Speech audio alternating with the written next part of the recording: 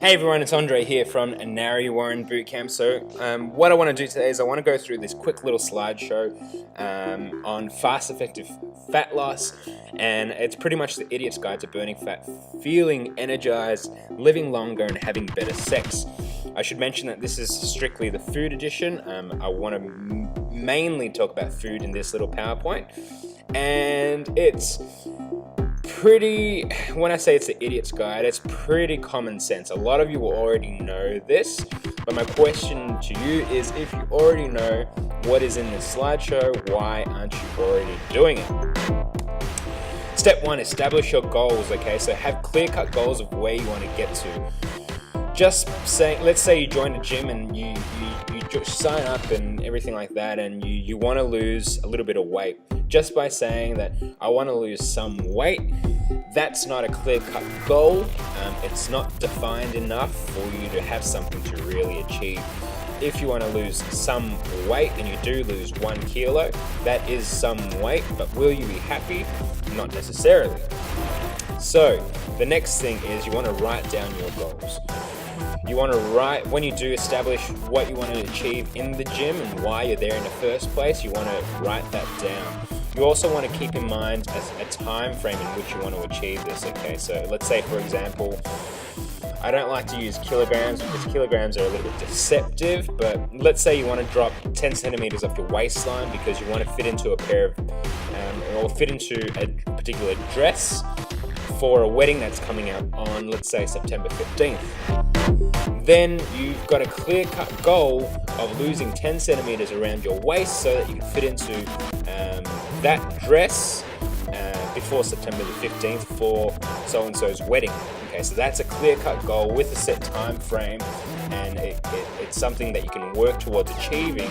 And along the way towards that goal, you'll have little checkpoints. You can break your goal up into little checkpoints. So let's say every week you want to lose at least 0.5 of a centimeter off your waistline. So that way you have a better indication of where you're heading and how you're going to get there, and also if you are going to make that goal in time.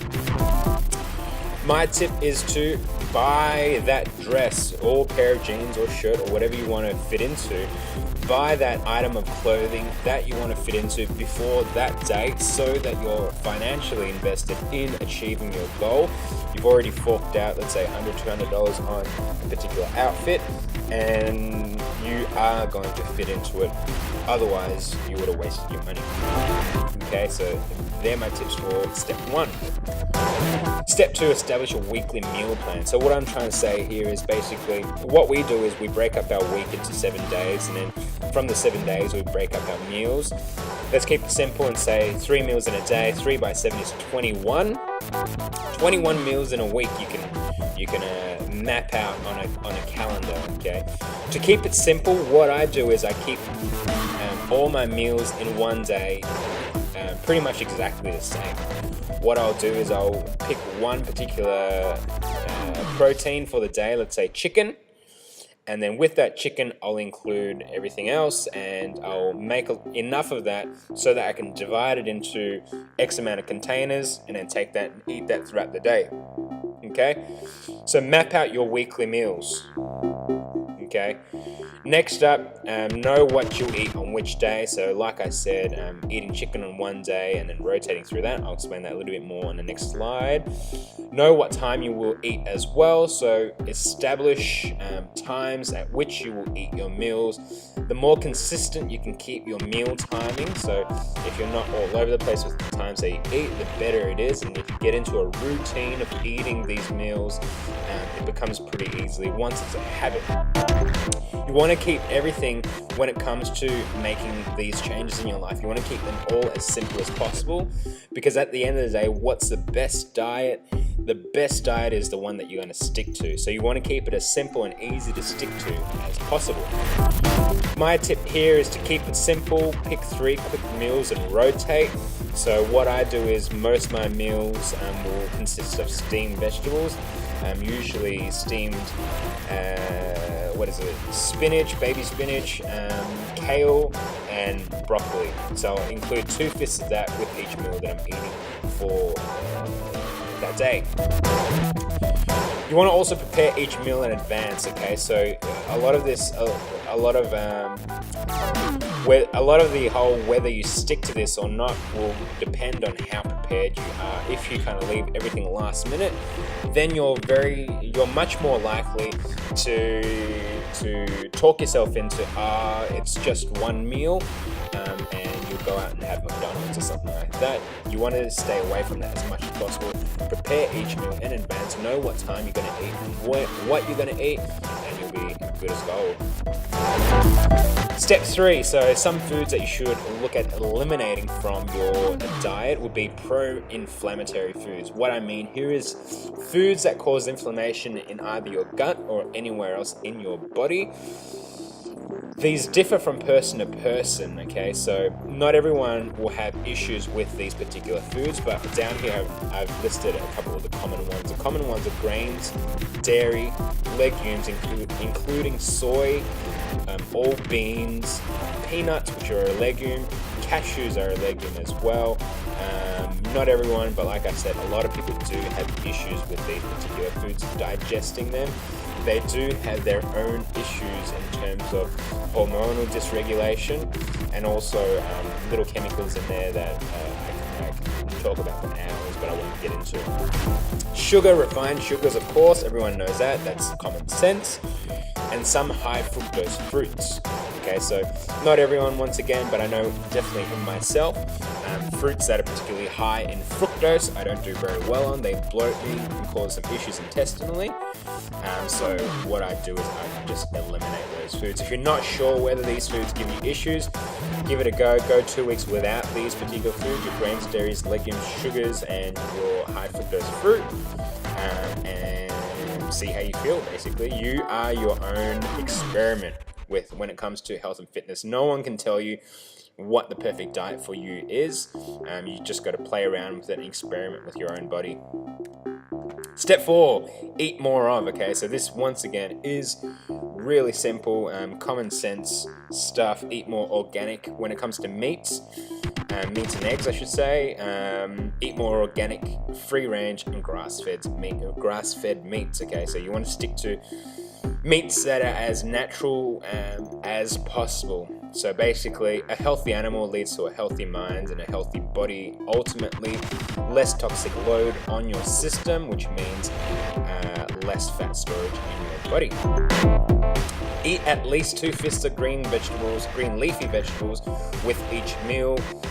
That's pretty common sense as well. I shouldn't need to go into too much detail about why leafy green vegetables are good for you, but what I do suggest is at least steaming or boiling your vegetables for it.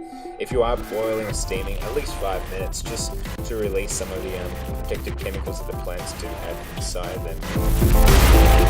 Okay, next up, drink more water. So the common theory is you should drink 8 glasses of water a day. Who actually drinks 8 glasses of water a day? All glasses are different sizes. 8 glasses of water, maybe 10 liters. 8 glasses of water, maybe 3 liters. So what you want to do to get a more precise number is to take your body weight in kilograms. So let's say 85 kilograms, and you times that by 0.038. That'll give you a number. It'll look something like, for 85 kilos, it'll look something like 3.1 something.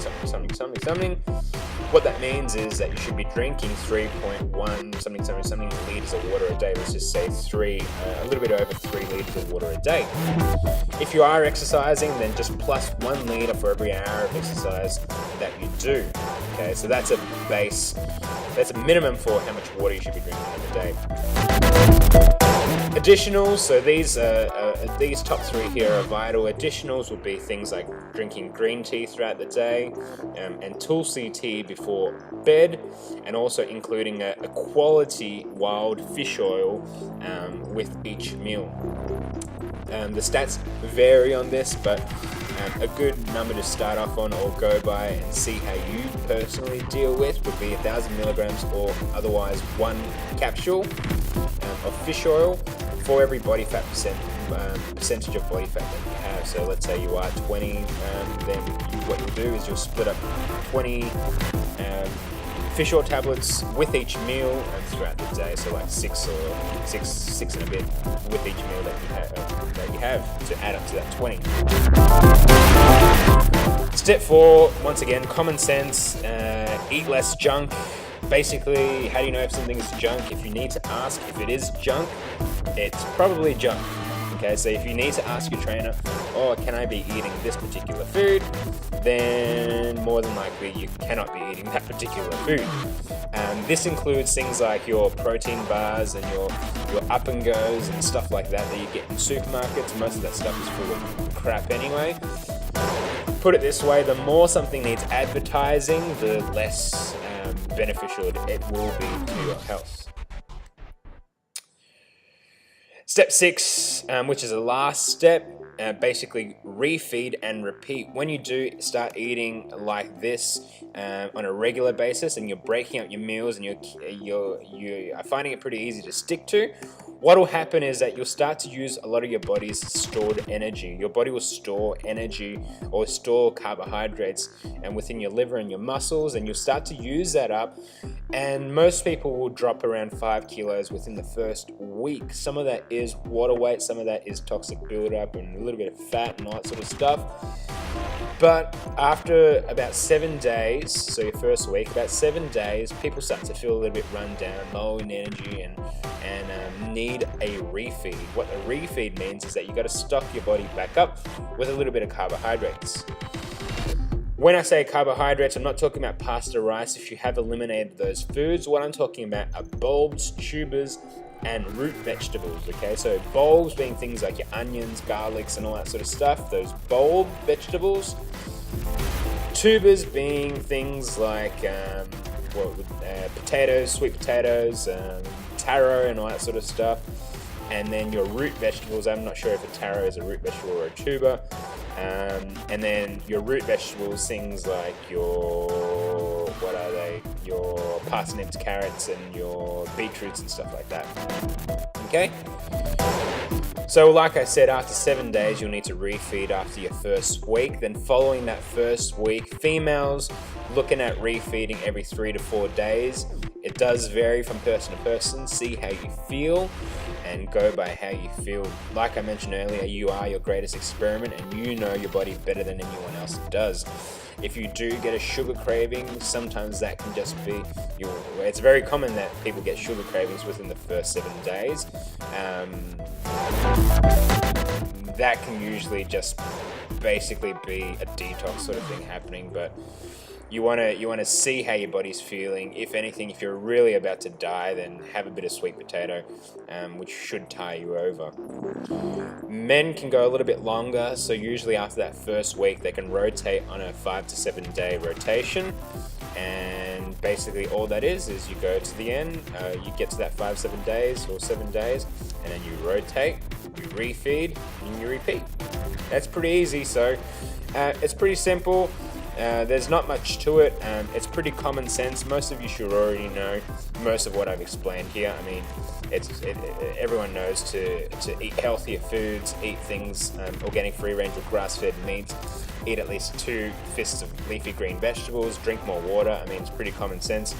My question once again to you would be, why aren't you already doing it?